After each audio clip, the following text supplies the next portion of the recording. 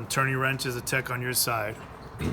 So I'm on a slow day today at the shop, and I decided to finally pull out this drive line.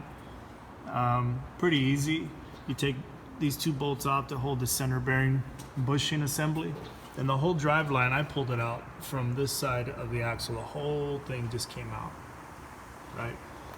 But I want to back up here because I had a really bad noise, and I put an 18-second video up on my last post. When I pulled this drive line out, this half came out. The other half stayed in.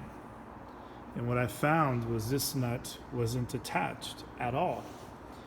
And there's grease on it because I've lubricated this, but it was all shiny here where I could see this nut has just been banging on that, riding on that shaft.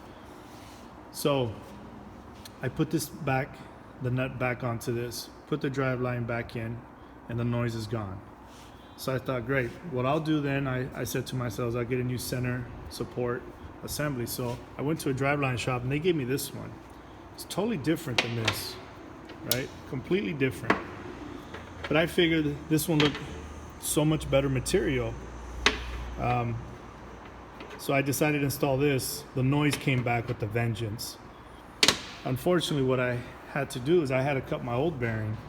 So I had to rob the bearing out of this $159 part that I cannot use and reinstall the new bearing to here.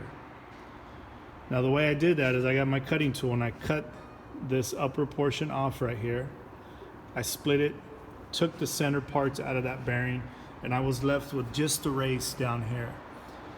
And if you can just picture just the race by itself, what I did is I did a diagonal line cut right here, all the way across here. And I was watching how close I was getting to the metal here. I did diagonal cut because I didn't want to cut into the threads. I actually nicked the threads right here. Then I got a center punch, hit it with my dead blow hammer, fractured it, and pulled the race out. And then I used I wouldn't call it a tool, but I used one of my adapters for my ball joint tool that fit perfectly around this center race, and I pushed it in. You don't want to hit this bearing at the black seal or the upper part. You will ruin this bearing.